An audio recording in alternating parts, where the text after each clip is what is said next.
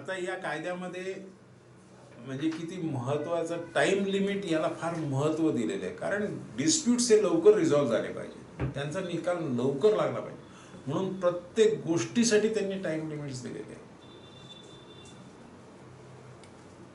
ते time limits मी तुम्हाला सांगतो कोणते कोणते. एक तर प्री इन्स्टिट्यूशन मीडिएशन जे आहे त्याला मी सांगितलं 3 महिने टाइम लिमिट, त्याच्या पलीकडं नाही. त्यानंतर फायलिंग ऑफ रिटर्न स्टेटमेंट 120 दिवस, 121व्या दिवशी घेणारच नाही तुमचा return statement. Matter ends. Nobody has got jurisdiction to accept, even the Supreme Court, honourable Supreme Court cannot direct. तिसरं, वादी ज्यावेळेस दावा दाखल करतो गडबडीत, काही वेळेस त्याच्याकडे जी डॉक्युमेंट्स असतात म्हणजे त्याला माहिती असतं, पण आज मी इथं दावा केला, माझा डॉक्युमेंट दिलेला आहे किंवा दुसऱ्याच्या पोझिशनमध्ये आहे, तर त्याला ते डॉक्युमेंट त्यांनी आणून 30 दिवसाच्या आतच दाखल करायचं, लिहायचं ओरिजिनल लिस्टमध्ये की हे डॉक्युमेंट माझ्याकडे नाही, मला हजर करण्याची परवानगी मिळावी. त्यांनी ते डॉक्युमेंट 30 दिवसाच्या आत दिलंच पाहिजे, मॅन्डेटरी 30 दिवस. पुढे इन्स्पेक्शन ऑफ डॉक्युमेंट्स मी तुम्हाला सांगितलं की दोन्ही बाजूंनी आपली लिस्ट दाखल केल्यानंतर you have to inspect the documents within 30 days under order 11 rule 3(1). Within 30 days inspect the documents of each other. आणि त्याच्यावर तुमचं काय म्हणणं आहे ते तुम्ही द्यायचं 30 दिवसाच्या आत इन्स्पेक्ट करून.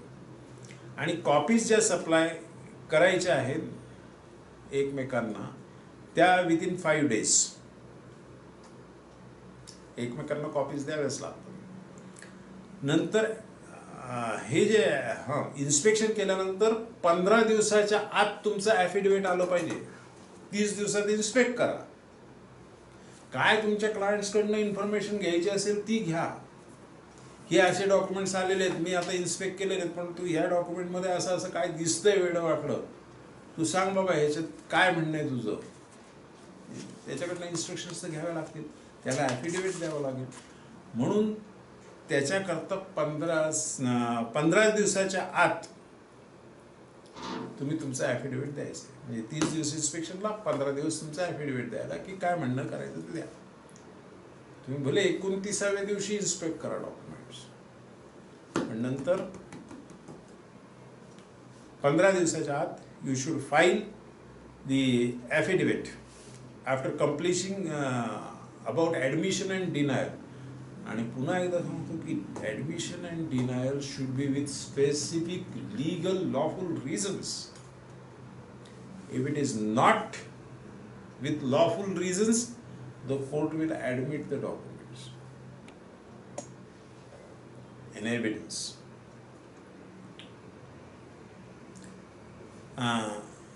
आणखी काही डॉक्युमेंट्स जर हजर करायचे असतील तर त्याला 7 ते 15 दिवस मुदत देता येते. आणखी तुमचे काही राहिले चुकून मग ही दोन्ही बाजूचे डॉक्युमेंट्स आल्यानंतर मग लक्षात येतं की नाही ह्याला तर काउंटर ब्लास्ट देणारा हा डॉक्युमेंट आहे, तो अमुक ठिकाणी आहे, sir I want to produce one more document showing that this. त्याला 7 ते 15 दिवसाचीच वेळ आहे, नॉट बिफोर दॅट. आणि आता तुम्ही समरी जजमेंटचं सगळं आलेलं आहे रेकॉर्डवर, समरी जजमेंटचा अर्ज देऊ शकता, पण मात्र तो इश्यूज फ्रेम करण्याच्या अगोदर द्यायचा आहे. त्यानंतर तो अर्ज दिल्यानंतर त्याला रिप्लाय करायला सुद्धा फक्त 30 दिवसाची मुदत आहे. समरी जजमेंटचा अर्ज आला 30 दिवसात रिप्लाय आला पाहिजे. आणि हा असा अर्ज असतो की ज्याच्यात ओरल एव्हिडन्स लागत नाही, असेच मॅटर कोर्ट याच्यामध्ये डिसाईड करू शकतं की ओरल एव्हिडन्स घेणार नाही मी, समरी जजमेंट देणार. कोर्ट जाणार. If oral evidence is required then this application will not be tenable for summary judgment. कबूल ना कबूल असू द्या तुम्हाला डॉक्युमेंट्स किंवा एकमेकांचे क्लेम्स कबूल ना कबूल असतील तरी चालतील, परंतु ओरल एव्हिडन्सची जरूर नसली पाहिजे. then only the court will consider your application for summary judgment. 30 दिवसाच्या आत त्याचा से द्यायचा आहे विरुद्ध बाजूने. प्रतिवादीने जर अर्ज दिला की मला समरी जजमेंट मिळावं, तर वादीने 30 दिवसाच्या आत रिप्लाय द्यायचा आहे. वादीने समरी जजमेंटसाठी अर्ज केला तर प्रतिवादीने, आणि दोघंही अर्ज करू शकतात,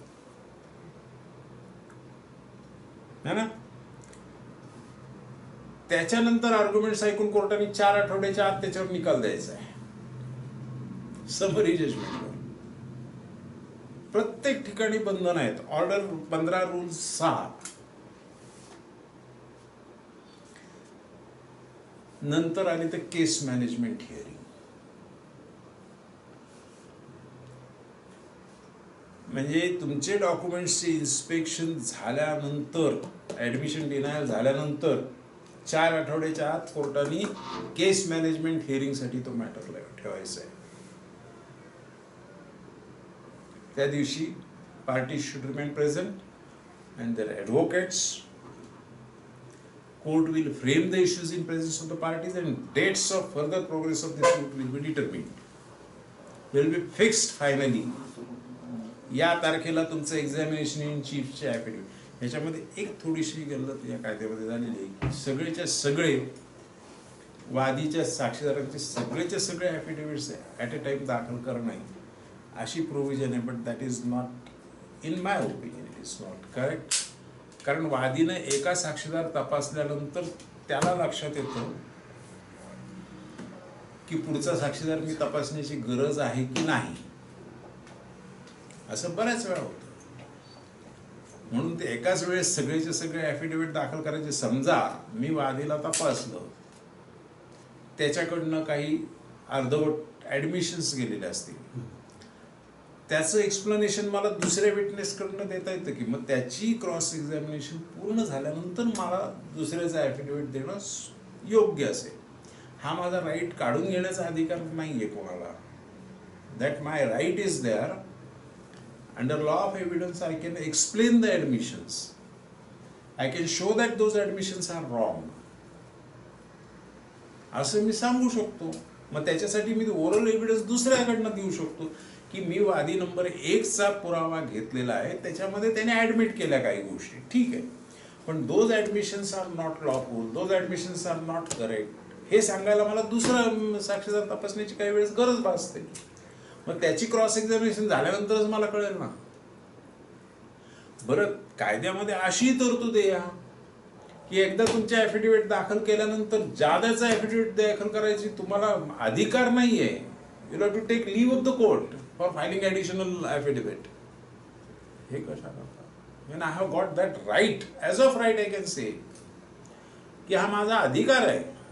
काय पुरावा द्यायचा काय नाही तो काढून घेतल्यासारखं झालेलं आहे त्या प्रोव्हिजन मध्ये की तुम्हाला ॲफिडेव्हिट दाखल करायचे ॲट अ टाइम सगळे, आणि जादाचं ॲफिडेव्हिट कोर्टाच्या परवानगीशिवाय नाही. तर ही जी केस मॅनेजमेंट हिअरिंगच्या वेळेस तरतूद अशी आहे, सगळ्या तारखा ठरणार आहेत. वादीने कोणत्या तारखेला त्याचा पुरावा द्यायचा आहे, कोणत्या तारखेला प्रतिवादीने क्रॉस करायची, प्रतिवादीने कोणत्या तारखेला ॲफिडेव्हिट द्यायचं, वादीने कोणत्या तारखेला क्रॉस एक्झामिनेशन करायची, ओरल आर्ग्युमेंट्स कधी करायचे, किती वेळ करायचे, रिटर्न आर्ग्युमेंट्स कधी द्यायचे आणि जजमेंट कधी द्यायचं, हे सगळ्या तारखा त्या दिवशी निश्चित केल्या जातात. पण एक तरतूद जरा थोडीशी खटकणारी अशी आहे की कायद्याचं असं एक्सपेक्टेशन आहे की वादीने त्याचं आणि त्याच्या साक्षीदारांचे सगळ्यांचे ॲफिडेव्हिट्स ऍट अ टाइम द्यायचे. हे थोडं मला खटकणारं वाटतं. याचं कारण असं की वादीची साक्ष झाल्यानंतर, त्याचा उलट तपास झाल्यानंतर मला ठरवण्याचा अधिकार राहिला पाहिजे की मी आणखी पुरावा द्यायचा की नाही.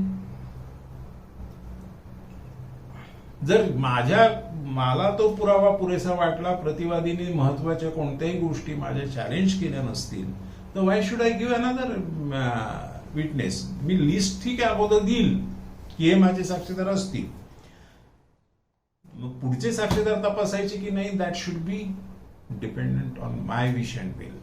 As a प्लॅन्टिफ.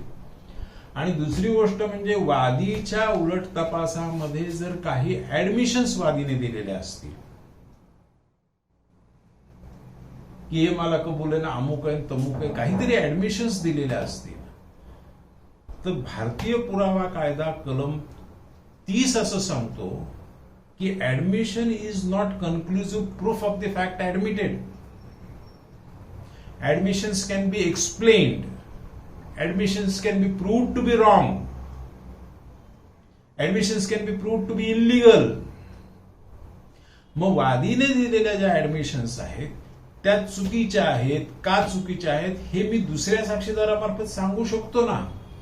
मग पहिल्यांदाच मी ऍफिडेव्हिट दिलं तर मला ती सांगण्याची माझी संधी, जो माझा हक्क आहे, तो हिरावून घेतल्यासारखा.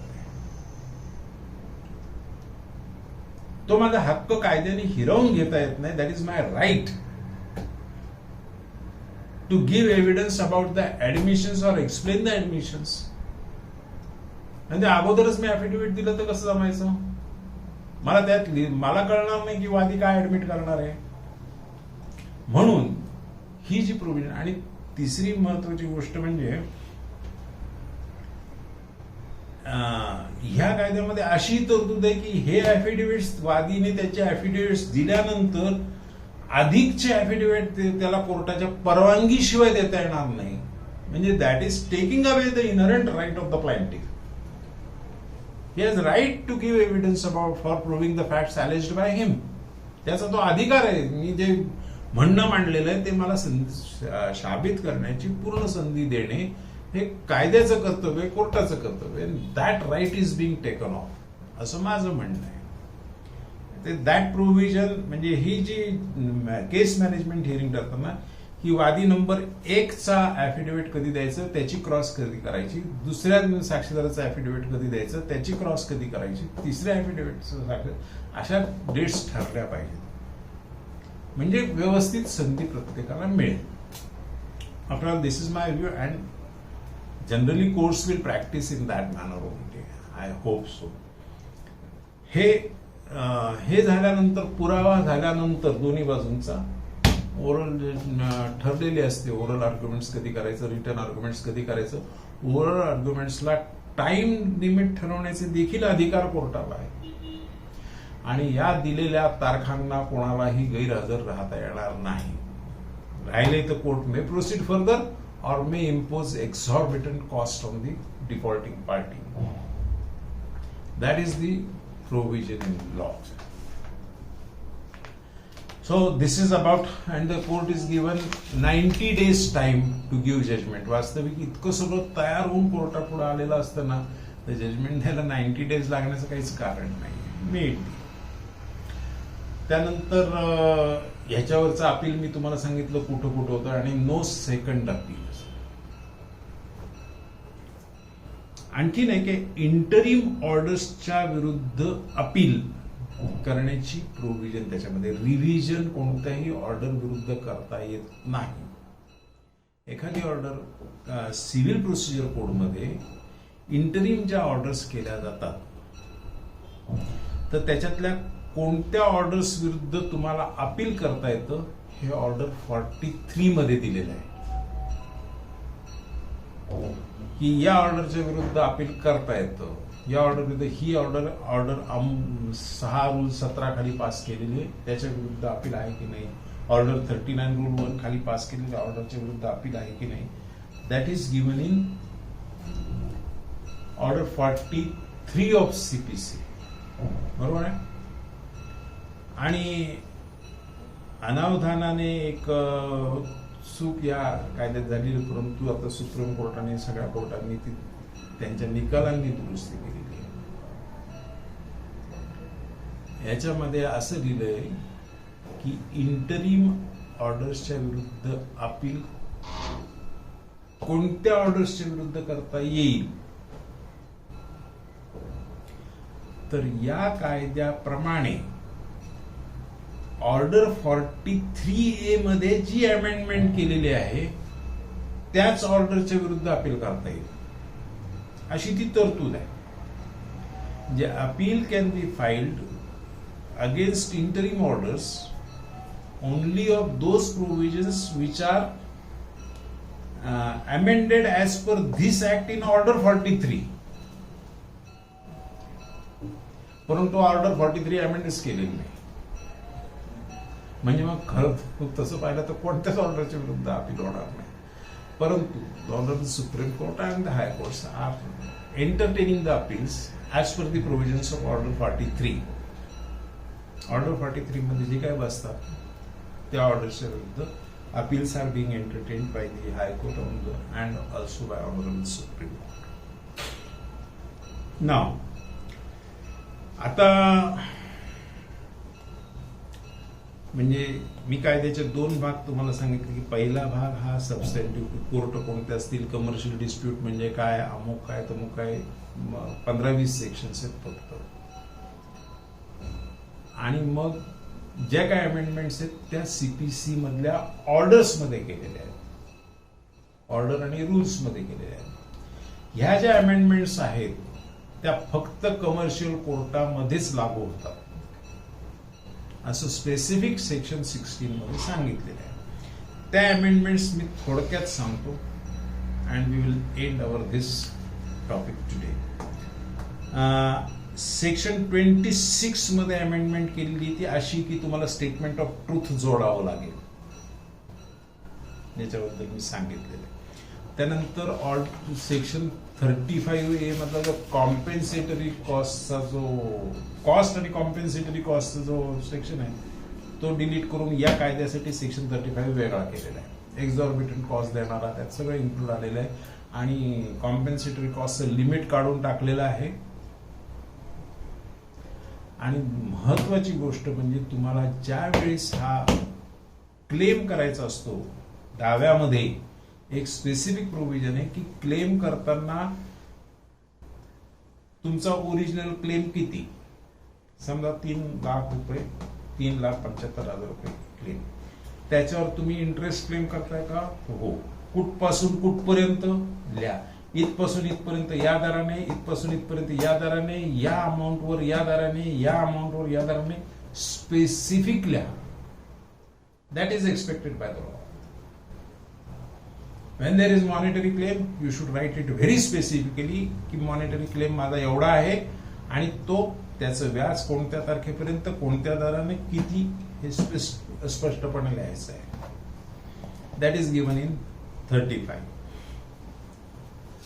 त्यानंतर ऑर्डर 6 रूल 1 ऑफ सीपीसी आणि ऑर्डर 8 रूल 1 तोच की return statement should be filed with in 120 days.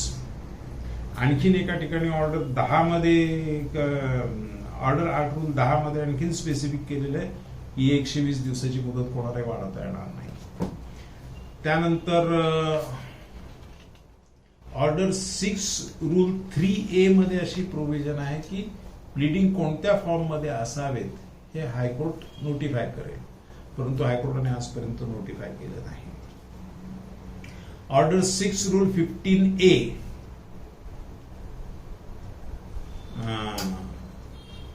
Statement of truth कशा पद्धतीचं असावं आणि the pleadings will not be considered as pleadings without that statement of truth. त्यानंतर ऑर्डर 8 रूल 2A अमेंड केलेला आहे. The claim of interest should be in details. Order 8 rule 3A denials should be specific हे तिथे लिहिले. Order 8 rule 5 second proviso is inserted की non denial will be taken age admission. If there is no specific denial it will be treated as admission. मी सांगितल्याप्रमाणे order 8 rule 10 मध्ये specific पुन्हा केले की 120 दिवसाची मुदत वाढवता येणार नाही. ऑर्डर 11 जी आहे ती पूर्णपणे नवीन घालण्यात आलेली आहे. ती about disclosure, inspection of documents, list of documents कशा असाव्यात या संबंधित पूर्णपणे ऑर्डर 11 घेतलेली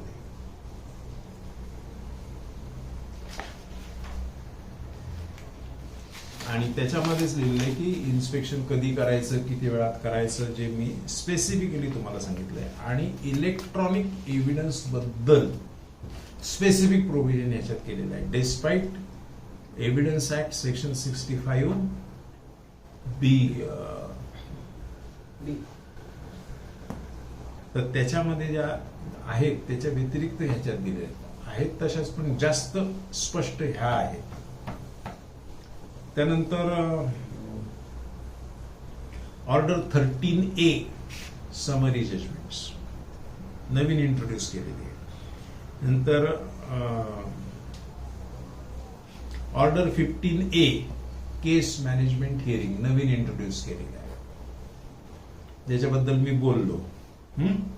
त्यानंतर order 18 rule 1ABC for production of witnesses their affidavits to be filed simultaneously and no further affidavit without leave of court. ज्याच्यावर मी सांगितलं तुम्हाला.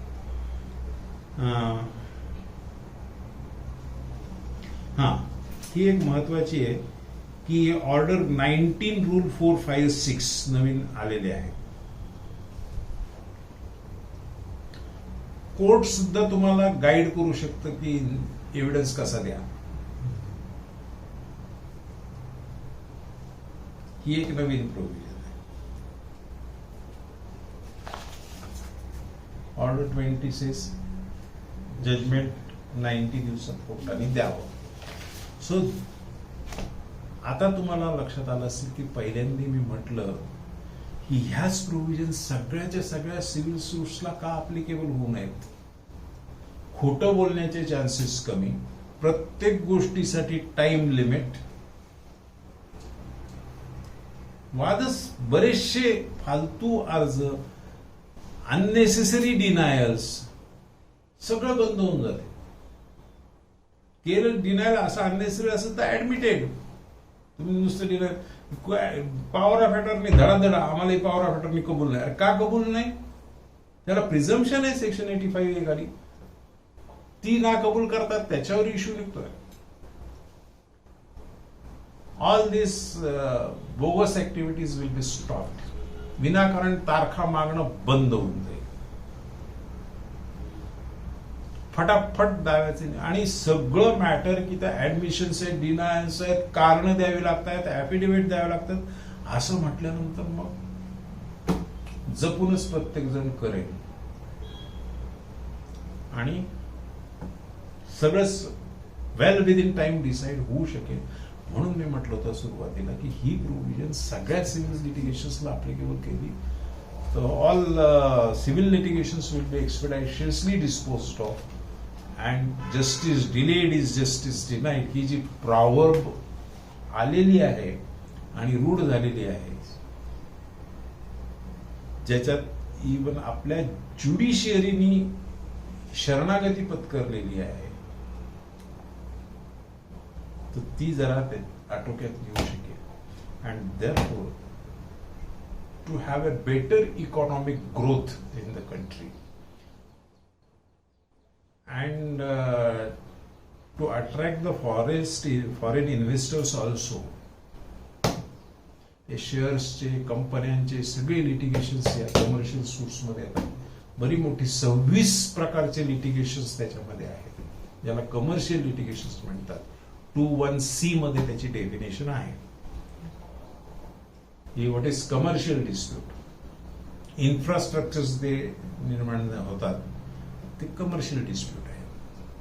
कंपनीची भांडणं, शेअर्सची भांडणं, इंटरेस्ट बद्दलची भांडणं, बँकर्सचे दावे सुद्धा याच्यात यायला पाहिजेत. असं का येत नाहीत आतापर्यंत हे मला माहित नाही, कारण that is a business of bank. So it should come under this law according to me. So with this I conclude my address on this law. I am again thankful to Mr.